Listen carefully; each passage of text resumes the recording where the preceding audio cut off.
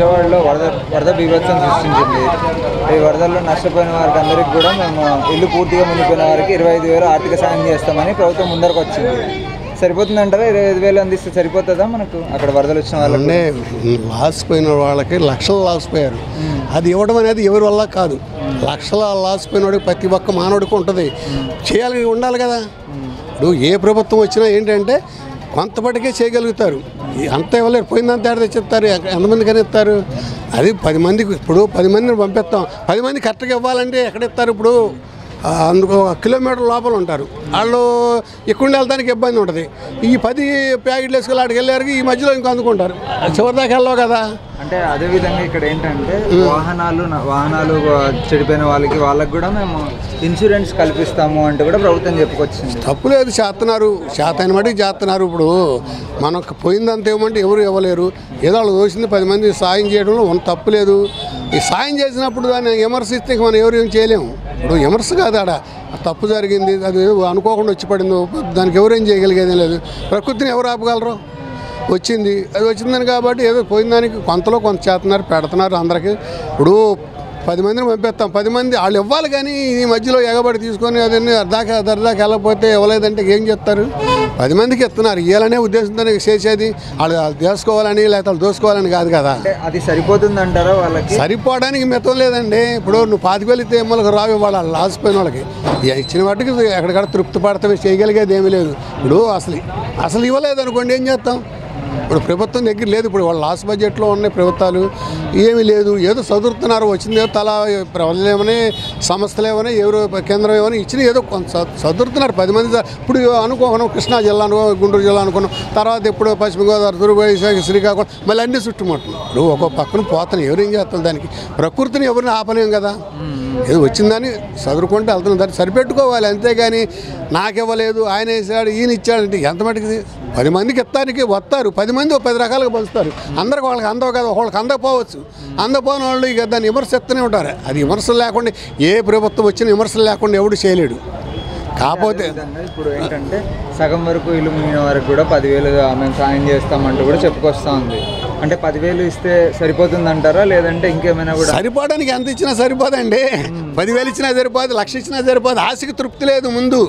ఇప్పుడు ఆయన 1,00,000 నష్టం లేదని అంటలా, నష్టం జరిగింది. ఇప్పుడు ప్రకృతి ఇలానికి జరిగింది, ఏమిస్తారు? ఇప్పుడు 1,00,000 ఇస్తే 10, ఇప్పుడు ఎన్ని లక్షల మంది ఉన్నారు, లక్షల మందికి లక్షలు తెచ్చేవాళ్ళంటే ఎక్కడ తెచ్చేయగలుగుతారు? ఇవ్వలేరు కదా. అంటే బేసిక్గా మనకు ఇంట్లో నార్మల్గా మనం చూసుకున్నట్లయితే సోఫాలు, టీవీలు, ఫ్రిడ్జ్లు, వీటి ఇప్పుడు అక్కడ పైపుల రోడ్లో మా వాళ్ళు 2 కుటుంబాలు ఉన్నాయండి. ఒకవేళ బైకులు, బీరువాలు, సోఫాలు, మంచాలు అన్నీ దాడిసినాయి. చెప్తున్నారు అవన్నీ పోయినాయి, కొన్ని కొట్టుకుపోయినాయి. ఇల్లు స్లాబ్ బరికెళ్ళి పైన 4 రోజులు పైనే ఉన్నారు, బయటికి రావడానికి కూడా లేదు అవకాశం. దాని గురించి మనం బాధపడుతున్నాం, ప్రయత్నం చేస్తున్నారు. అందరం ఒకసారి తీసుకురావడానికి ఏమన్నా ఇదా? రావాలి కదా, 1,00,000 మంది జనం ఉన్నారు. మనం దాన్ని కూడా ఆలోచించాలిగా. ఇప్పుడు ఎంత ప్రయత్నం చేసినా 10 మందిని పంపిస్తాం, 10 మంది అలా చేస్తారా? ఇప్పుడు ఇక్కడ 10 మంది చెప్పారు, 10 రకాలుగా చెప్పారు. అసలు విషయం ఏంటి? ఏం జరుగుతుందని చూడాలి, ముందే సాయం చేయాలి, కానీ మనం విమర్శించడం కాదు, జరిగేది యథార్థం ఏంటంటే చూడాలి. అది చేస్తున్నారు తప్పు లేకుండా. సరిపోవడానికి మితం లేదన్నా, 5 ఇచ్చినా 10 ఇచ్చినా ఇక సరిపెట్టుకోవడం అంతకాడికి వాళ్ళు చేయగలిగి మనం గట్టిగా డిమాండ్ చేస్తే ఇస్తారు ఎవరు కదా. ఇప్పుడు వాళ్ళు లెక్కలేసుకుంటారు. ఇప్పుడు ఇది కృష్ణా జిల్లా, గుంటూరు జిల్లా ఇవన్నీ పోయినాయి. మళ్ళీ ఇప్పుడు శ్రీకాకుళం, పశ్చిమ గోదావరి, తూర్పు గోదావరి మళ్ళీ ఈ బాధలు కొట్టుకుపోయినాయి. ఇప్పుడు మళ్ళీ ఆడ కొట్టి తగలాలిగా. ఎక్కడి నుండి వస్తుంది డబ్బు? ఎక్కడి నుండి వస్తుంది డబ్బు? ప్రజలు కూడా ఆలోచించాల్సిన విషయం ఉంది. పార్టీలు కాదు ఇక్కడ, ప్రకృతి. ఆయన చంద్రబాబు అయితే చేశాడు, జగన్ వచ్చాడని కాదు, ప్రతి ఒక్కరిది ఇది ఆలోచించాల్సిన పని. జగన్ అయితే కూర్చొని చేస్తాడా, చంద్రబాబు అయితే కూర్చొని చేయడా? అంటే ఇప్పుడు ప్రకృతిని ఎవడేం చేయరు. వాలంటీర్లు ఏంటండి? వాలంటీర్లు నీళ్ళు వెళ్తారా? ఏంటి ఇదని చేతకాని మాటలు. వాలంటీర్లు నీళ్ళు వెళ్ళి తెస్తారా? ఎక్కడికి వెళ్తారు? ఇప్పుడు జనం వెళ్ళలేకపోతారు. ఏ సమాచారం అందిస్తారంటే ఒకసారి వచ్చింది వెళ్ళి అందిస్తారా? ఇవన్నీ ఏంటంటే మనిషికి దోచింది మాట్లాడతారు.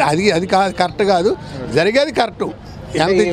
ఈ వరదల విషయంలో ప్రభుత్వం చేసింది, ప్రభుత్వం 100% కరెక్ట్ అండి, గ్యారంటీ అండి, కరెక్ట్గా చేసిందండి. నన్ను అడిగితే 100% గ్యారంటీ.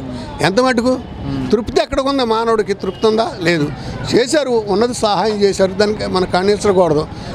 ఎక్కడ ఎంతవరకు తెచ్చి పెడతారు? ఇప్పుడు నీళ్ళు నా 10 లక్షలు పోయిందండి, 10 లక్షలు ప్రభుత్వం ఇస్తుందా? ఎంతమందికి ఇవ్వాలి? లక్షల మంది ఉన్నారు, 7 లక్షల మంది ఉన్నారు మనం విజయవాడలో. వరద బాధితులు 7 లక్షల మంది ఉన్నారు విజయవాడలో. కూడా ఏంటంటే తాగడానికి మంచినీళ్ళు కూడా మాకు సరిగ్గా దొరకలేదు. ఏమండే నీకు చెప్పానండి, ఇప్పుడు ఈ కృష్ణానది అంతా తాగుతాను, సముద్రం తాగగలుగుతాం మనం నీళ్ళు? సముద్రం నీళ్ళు తాగలుగుతాం, ఎన్ని ఉన్నా తాగలేం కదా. ఇప్పుడు వచ్చింది ప్రకృతి, ఇప్పుడు పోలేని చోట ఉంటుంది, నీళ్ళు కూడా పోవాలి కదా, అంతే. దానికి ఏం చేయగలరు? ఇప్పుడు అనుకోకుండా జరిగింది, కొంతమందికి అద్దింది, కొంతమందికి అందదు, కొంతమందికి చేయలేరు. సాయం చేయాలని మనకు చేయాలని ఉంటుంది, కానీ వెళ్ళే పరిస్థితి కనపడాలి కదా. ఎన్ని బోట్లు వేసుకెళ్తారు? ఒక బోట్లు అయితే 4 వెళ్తారు, 5 10 మంది వస్తారు, అక్కడ లక్షల మంది ఉన్నారు, వేల మంది ఉన్నారు. బయటికి రావాలంటే అట్టా అది ఆలోచించాలి, అది కూడా జనం కూడా అది కరెక్ట్గా